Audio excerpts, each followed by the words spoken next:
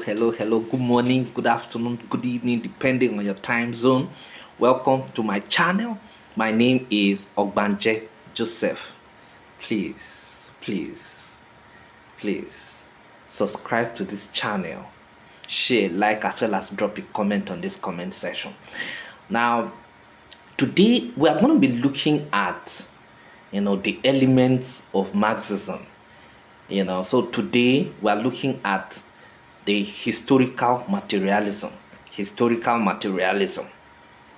Okay, so now, according to Marx, okay, now there is an interconnectedness, okay, in the context of the material conception of history. So the main argument is that the processes of historical change are ultimately a reflection of the economic development of the society. That is, economic development is effectively the engine of history. Now, according to Karl Marx, okay, the world is consistent, is consisted of of a pattern of history. Now, the history had a few important eras, highlighting the different relationship between different sets of people. Now, inequality has been common to all these relationships. In ancient times, there were slaves and masters, where masters directly had control over the slaves. But before we even go to that, according to Marx, okay, in his Communist Manifesto, the history of hitherto all existing society is the history of class struggle. And then history actually started from the communist era or the communalist era, where people actually came together, and then their mode of production at that period was actually hunting and gathering, hunting of animals and gathering of fruits. At this point, it was actually a classless society where people actually go to hunting in bands. Okay, so it was actually a very classless society. Now, the history at this period was actually a history of togetherness, history of classlessness, history that everybody was actually, all hands were actually on deck, and then everybody contributed in the productive processes of the society. But like I said, history actually progressed, and when it progressed, of course, we went into all the history. Okay, human race actually moved or progressed into the slave era, and then the mode of production was between the slave and the slave masters. Now, what exactly happened at this period? What happened at this period was that the slaves actually became the tools in the hands of the slave master. You understand? In the hands of the slave masters, for production. So the slaves were regarded as the properties of the slave masters. Okay, at this point, there was actually a contradiction in the society, the contradiction of inequality. So the class struggle actually started at this point. After this, human race or history progressed to the feudal ages, okay, which supported the peasants and aristocrats. Okay, what does that mean? What it means is that at this point we have the feudal lord, okay, and the serf. So the first stage was actually the communalist stage. The second stage was the slavery era or the slave stage. The third stage is the feudalist stage.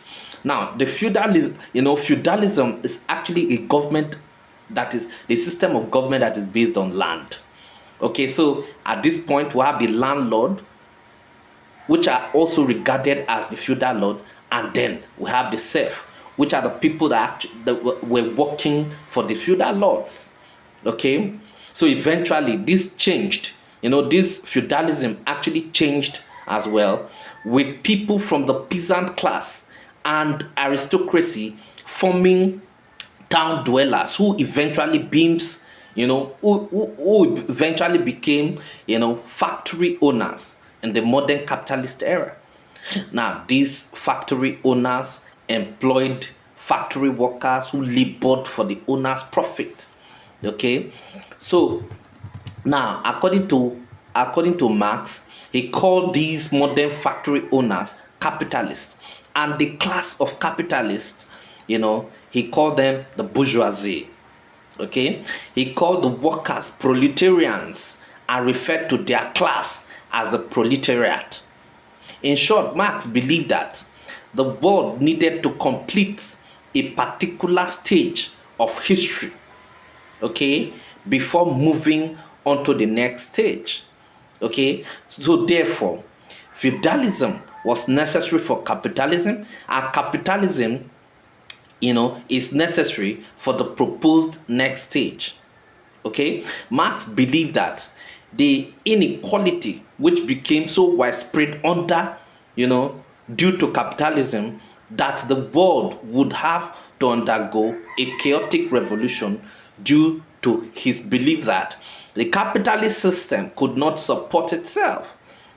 What am I even talking about? What I'm saying is that after feudalism comes capitalism, and under capitalism, human beings were actually expropriated, exploited, alienated, and then human beings, particularly the working class, were actually reduced to a piece of commodity that can be hired and fired at any time.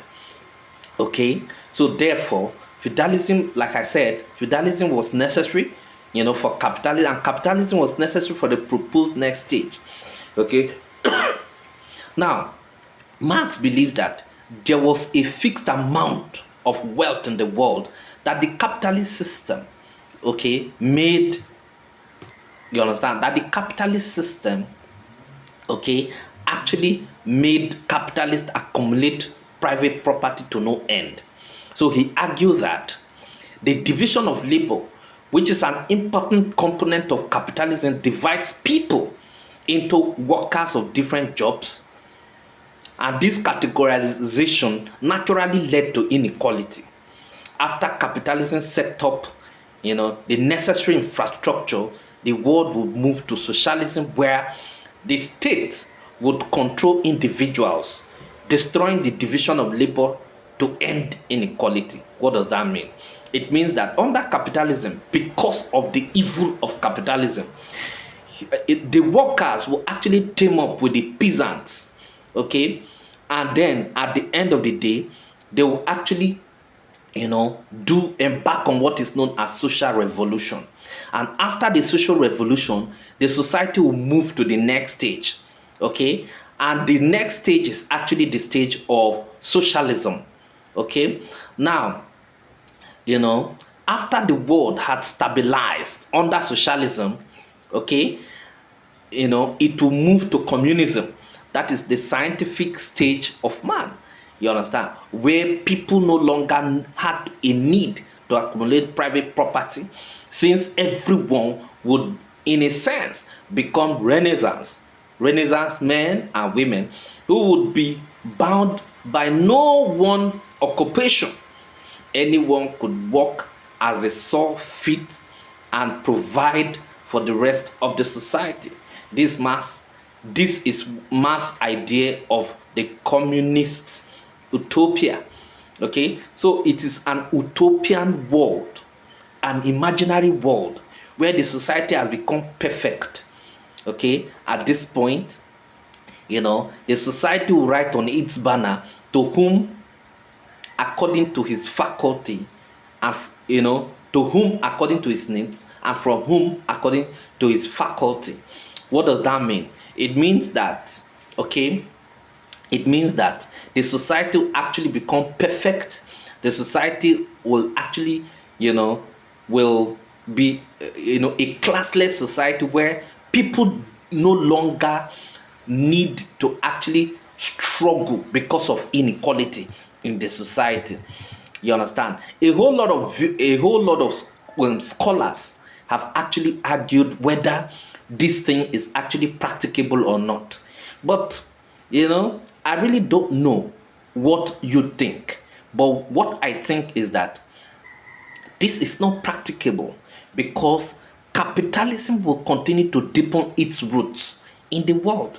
Anything that want to actually serve as a threat to capitalism, the capitalists will actually team up, to fight against it. But I don't know what your views are concerning, scientific communism. Thank you very much.